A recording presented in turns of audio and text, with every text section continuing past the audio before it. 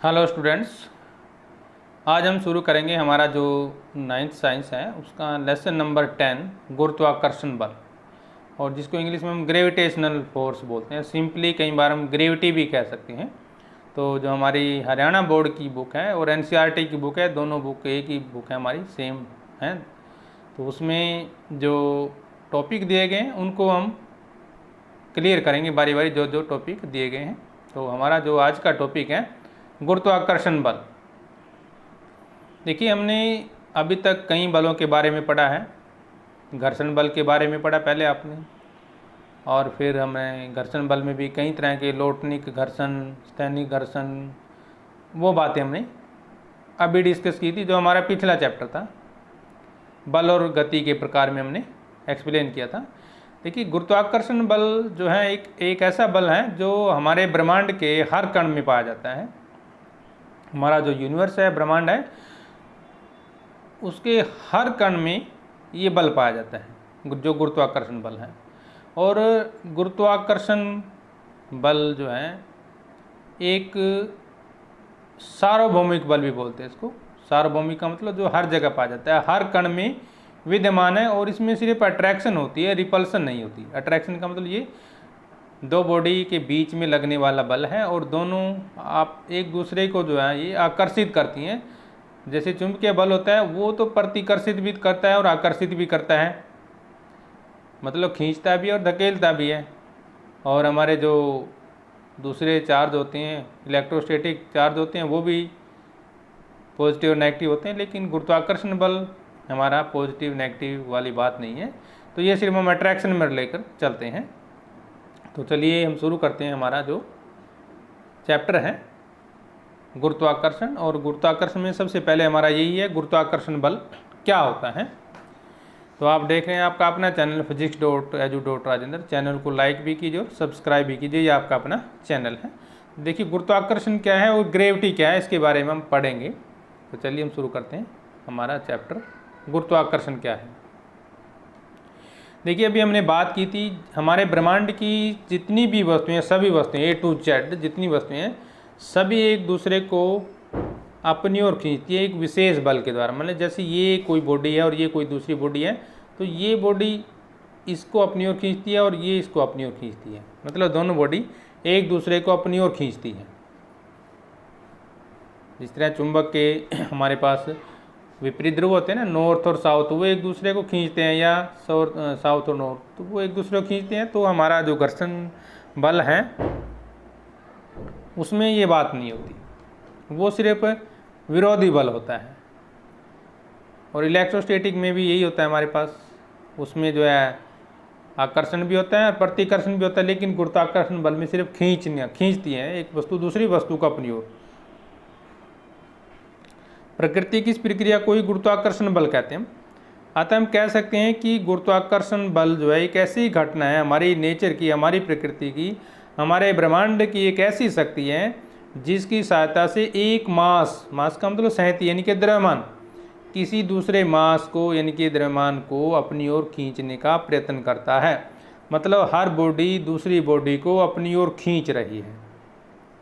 और जो ये द्रव्यमान है, मास है, इसके अंतर्गत सारे भौतिक वस्तुएं जो भी हैं हमारे पास, ग्रह हो, उपग्रह हो, आकाश गंगा हो, चाहे आप हों, हम हों, चाहे कितने व्हीकल हों, अर्थ हो हमारी, जो भी मतलब जो भी आप सोच सकते हैं, चाहे जो मर्जी सोच लें, एटम हो, न्यूट्रॉन हो, प्रोटॉन हो, छोटे से छोटा कण हो या बड़े से बड़ा कण हो, सभी जो हैं एक दूसरे को अपनी ओर खींचते हैं। अब क्योंकि ऊर्जा और मात्रा यानी कि एनर्जी एंड मास, एनर्जी और मास का सीधा संबंध रहा है। मास और एनर्जी दोनों एक दूसरे से रिलेटेड हैं। आपने आइंस्टीन का फार्मूला भी पढ़ा होगा, E=mc² वाला, ठीक है। मास एनर्जी रिलेशन की बात हम जब करते हैं, सीधा संबंध है। अतः सभी तरह की ऊर्जाएं इसी प्राकृतिक घटना के अंतर्गत आते हैं, और गुरुत्वाकर्षण सभी वस्तुओं पर लागू होता है। ऐसी कोई बॉडी नहीं है जिस पर ये बल नहीं लागू होता। एक बात इसमें दूसरी खास बात क्या है कि जो हमारा गुरुत्वाकर्षण बल है, उसी के कारण ब्रह्मांड के कई गैसों को एक स्थान पर लाने वाला बल है। जिसकी सहायता से तारों का निर्माण होता है। देखिए गैसों को इकट्ठा कर देता है ये, और जिससे तारों का निर्माण होता है, और यही तारे गुरुत्वाकर्षण बल के कारण एक दूसरे की तरफ आकर्षित रहते हैं और आकाश गंगा का निर्माण होता है हमारी, ठीक है ना। आकाश गंगा में लाखों अरबों हमारे तारे होते हैं। तो न्यूटन ने निष्कर्ष निकाला कि केवल पृथ्वी ही सेब और चंद्रमा को आकर्षित नहीं करती, बल्कि हमारे ब्रह्मांड के जितने भी पिंड हैं, जितनी भी वस्तुएं हैं, एक दूसरे को आकर्षित करती हैं, अपनी ओर खींचती हैं। और वस्तुओं के बीच में जो ये खींचने वाला बल है, इसी को हम बोलते हैं गुरुत्व बल। क्या बोलते हैं इसको? गुरुत्व बल। तो आप डेफिनेशन में क्या लिखेंगे? इस ब्रह्मांड की, इस यूनिवर्स की हर वस्तु दूसरी वस्तु को अपनी ओर खींचती है, जिसको हम बोलते हैं गुरुत्वाकर्षण बल। अब गुरुत्वाकर्षण बल के लिए हमारे पास एक फार्मूला है, जिसको हम बोलते हैं गुरुत्वाकर्षण का सार्वत्रिक नियम। गुरुत्वाकर्षण के सार्वत्रिक नियम दो है हमारे पास। विश्व का प्रत्येक पिंड अन्य पिंड को एक बल से आकर्षित करता है, यानी कि एक बॉडी दूसरी बॉडी को अपनी ओर खींचती है, जो किसके बराबर है? कणों के द्रव्यमानों के गुणनफल के समानुपाती। भी मान लो एक का द्रव्यमान m है और दूसरे का छोटा m लगा लो, या कई बार हम m1 m2 भी कह सकते हैं, यानी कि उनकी गुणनफल का हो जाएगा वो सीधा, ठीक है। तो हम मान लेते हैं, ये देखिए, ये F समानुपाती m और m, यानी कि ये बड़ा द्रव्यमान है और ये छोटा द्रव्यमान है। कोई छोटी बड़ी वस्तु हो सकती है, बराबर भी हो सकती है, कोई दिक्कत नहीं है। उनके बीच की दूरी के व्युत्क्रमानुपाती होता है, और जो उनके बीच की दूरी होती है उसके वो क्या होता है? व्युत्क्रमानुपाती होता है, यानी कि उल्टा 1/r²। ये बीच की डिस्टेंस है, ये क्या है? बीच की डिस्टेंस होती है। इस बल की दिशा कणों को मिलाने वाली रेखा के अनुदिश होती है। देखिए, ये देखिए, ध्यान से देखिए, जो ये बल जो मिलता है ना, जो ये हमारी रेखा है, ये स्ट्रेट लाइन है, एक तरह से सेंटर से ली गई है ये। तो मान लो इस बॉडी का मास m और छोटी बॉडी का मास छोटा m है, और बीच की डिस्टेंस क्या है? ये r मान लो, ठीक है। तो दोनों को मिलाने से हमारे पास देखिए क्या बन जाएगा। देखिए हमारे पास क्या बनेगा? पहला आंसर क्या था हमारे पास? F जो है डायरेक्टली प्रोपोर्शनल टू m और बड़ा m, आगे पीछे कैसे भी लिख दो, और डिवाइड बाई क्या था? r²। इस प्रोपोर्शनल के नाम का हम g लगा देते हैं जिसको बोलते हैं गुरुत्वाकर्षण स्थिरांक बोलते हैं। क्या बोलते हैं? गुरुत्वाकर्षण स्थिरांक। देखिए ये बॉडी इस तरह भी कर सकते हैं, यदि हम मान लो ये बड़ी बॉडी जो है हम अपनी पृथ्वी को ले लेते हैं, और ये इसका सेंटर है हमारे पास, और ये क्या होगी? हमारी रेडियस हो गया, और ये क्या है? छोटा मास हो गया। छोटी वस्तु कोई भी हो सकती है, ये बड़ा मास पृथ्वी के लिए यूज हो गया। तब ये इक्वेशन बनती है हमारी F = G × m divide by r², जहाँ m पृथ्वी का द्रव्यमान और m = जो छोटा m है वो किसी वस्तु का द्रव्यमान हो सकता है, r पृथ्वी की त्रिज्या, g आनुपातिक स्थिरांक है, या जिसको हम ग्रेविटेशनल कांस्टेंट भी बोलते हैं, और सिंपली जिसको हम बोलते हैं गुरुत्वीय स्थिरांक भी बोलते हैं, यूनिवर्सल ग्रेविटेशनल कांस्टेंट भी बोलते हैं। तो इसकी जो हमारा गुरुत्वाकर्षण बल है उसकी कुछ खास बातें हैं, जो इसकी गुण हैं, जो प्रॉपर्टी है वो क्या है? देखिए नंबर 1, यह आकर्षण बल होता है अर्थात ब्रह्मांड में उपस्थित प्रत्येक दो पिंडों के मध्य पर, मतलब दो वस्तु कोई भी होगी उनके बीच में मिलता है। इसका मान दोनों पिंडों के द्रव्यमानों के गुणनफल के समानुपाती और दूरी के वर्ग के व्युत्क्रमानुपाती होता है। यह बल प्रकृति में पाए जाने वाले सभी बलों से दुर्बल होता है। दो इलेक्ट्रॉनों के मध्य पाए जाने वाले विद्युत बल का मान गुरुत्वाकर्षण बल से लगभग कितना गुना ज़्यादा है? 10 की शक्ति 43 है। ये कितना है? 10 की शक्ति 43 गुना ज़्यादा बड़ा है। इस बात से हम अनुमान लगा सकते हैं कि गुरुत्वाकर्षण बल का मान तो बहुत कम होता है, यानी कितना दुर्बल है, मतलब बल नहीं मानेंगे इसको हम। यह बल हमेशा आकर्षण का होता है। यह बल बहुत कम दूरी पर स्थित पिंडों के मध्य भी काम करता है, और हजारों मील होगी तब भी काम करेगा ये, ठीक है। डिस्टेंस इसमें मायने नहीं रखती, लेकिन कम ज़्यादा हो सकता है। दो पिंडों के मध्य लगने वाला यह बल अन्य पिंडों की उपस्थिति या अनुपस्थिति में अप्रभावित रहता है। यह बल दोनों पिंडों के मध्य उपस्थित मध्य का जो मध्यमान होता है ना, मतलब ये मीडियम पर डिपेंड नहीं करेगा। कि मान लो बीच में दीवार आ गई, कुछ नहीं होगा, बीच में कुछ भी लगा दो, नो प्रॉब्लम। ठीक है। यह बल दोनों पिंडों को मिलाने वाली रेखा के अनुदिश कार्य करता है। देखिए जो रेखा के अनुदिश का मतलब क्या है, देखिए ये जैसे हमारी रेखा होगी ना, इस रेखा के अनुदिश काम करता है ये। ठीक है ना, यानी कि सेंट्रलाइज फोर्स हो गया, इसका मतलब क्या हो गया, सेंट्रलाइज फोर्स है, अभी केंद्रीय बल हो जाएगा। यह दो पिंडों के मध्य लगने वाला यह बल अन्य पिंडों की उपस्थिति या अनुपस्थिति से प्रभावित रहता है और माध्यम पर निर्भर नहीं करता। ठीक है, अनुदिश कार्य करता है। इस बल के द्वारा किया गया कार्य का मान या पथ मार्ग पर निर्भर नहीं करता, साथ ही एक पूर्ण चक्कर में किया गया कार्य का मान हमेशा 0 रहेगा। अतः गुरुत्वाकर्षण बल संरक्षी होता है, कंजर्व्ड होता है हमारे पास। इन बलों पर अध्यारोपण का सिद्धांत लागू होता है, अर्थात अध्यारोपण का मतलब क्या होता है, भी जैसे मान लो एक बॉडी पर F1 लग रहा है, F1 लग रहा है, दूसरी पर F2 लग रहा है, तीसरी पर F3 लग रहा है, तो हम टोटल जोड़ सकते हैं F1 जमा F2 जमा F3, सबको हम जोड़ के एक इकट्ठा बल इन योग के बराबर होता है। ठीक है, आप करते हैं हम, देखिए अभी केंद्रीय बल क्या होता है, बड़ा इंपॉर्टेंट है हमारे पास। सेंट्रीपिटल फोर्स क्या होता है, सेंट्रीपिटल फोर्स क्या होता है, जब मान लो कोई वस्तु सर्कल में घूमती है ना, तो वो बॉडी जो है सेंटर की ओर उसकी टेंडेंसी रहेगी कि वो सेंटर की ओर रहे। यानी कि जब कोई वस्तु वृत्ताकार मार्ग पर चलती है तो उस पर एक ऐसा बल काम करता है जो उसको केंद्र की ओर झुका के रखता है, और इसी बल को बोलते हैं हम अभी केंद्रीय बल।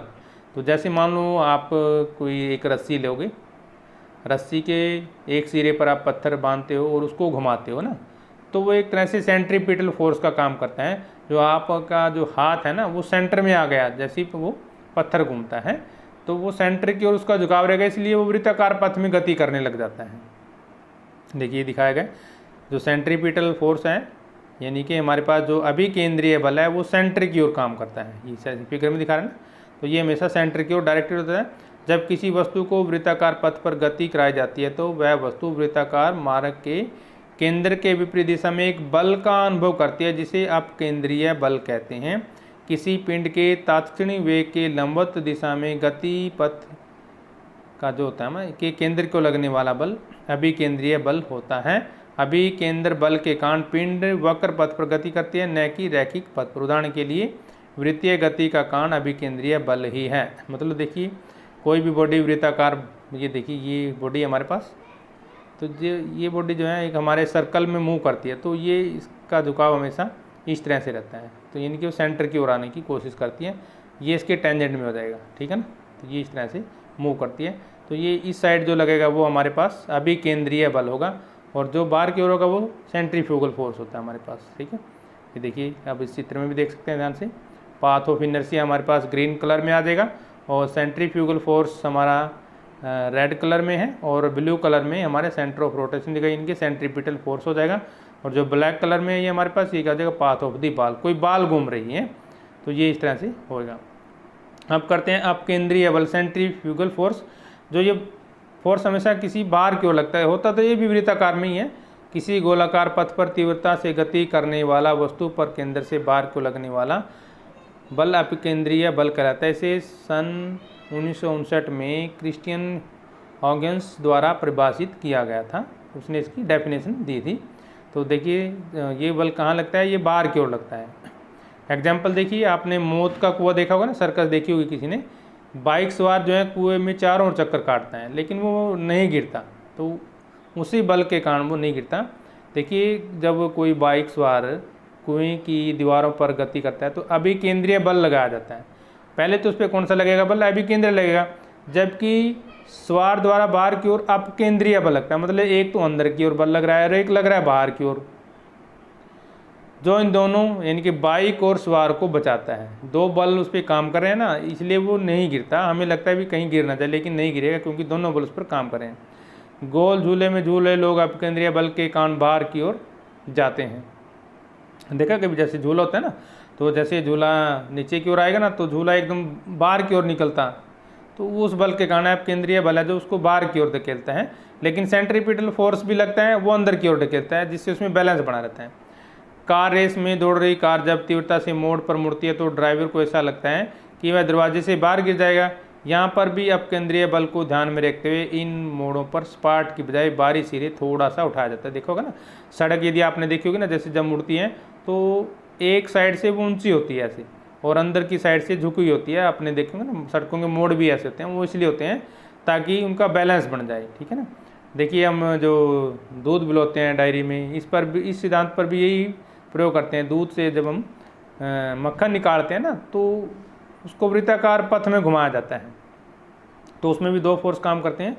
तो जो हमारा ये बल होता है उससे क्या होगा, वो बाहर की ओर आ जाएगा, यानी कि जो आप केंद्रीय बल है उससे जो मक्खन है वो बाहर की ओर आ जाता है, क्योंकि मलाई का घनत्व कम होने के कारण उस पर कम केंद्रीय बल लगता है और वहीं दूध पर ज़्यादा बल लगेगा, इसलिए दूध नीचे की ओर, मलाई ऊपर की ओर इकट्ठी हो जाती है। तो ये थे हमारे आज के दो टॉपिक, एक तो हमारा गुरुत्वाकर्षण बल और दूसरा क्या है हमारे पास, अभिकेंद्रीय बल और अपकेंद्रीय बल।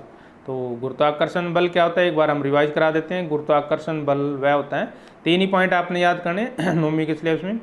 गुरुत्वाकर्षण बल इस ब्रह्मांड की प्रत्येक वस्तु दूसरी वस्तु को अपनी ओर खींचती है, जिसके कारण उनके बीच में एक बल लगता है और उस बल को बोलते हैं गुरुत्वाकर्षण बल। और दूसरा होता है हमारे पास एक तो अभिकेंद्रीय बल और एक अपकेंद्रीय बल।